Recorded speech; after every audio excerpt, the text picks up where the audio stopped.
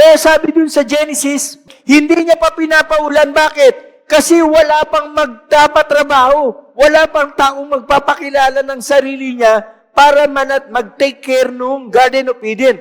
Pero nung ginawa yung lalaki, when God took the man and put him in the garden, anong blessing ang unang binigay sa kanya ng Lord? To work it and take care of it. Naalala niyo yung blessing ng Lord sa tao? And the Lord blessed them and said to them, be fruitful and multiply. Subdue the earth. Have dominion. Subdue the earth. Bakit? Ipinapakita ni Lord. Kasi yung tao, gawa siya sa wangis ng Diyos, in the image and likeness of God.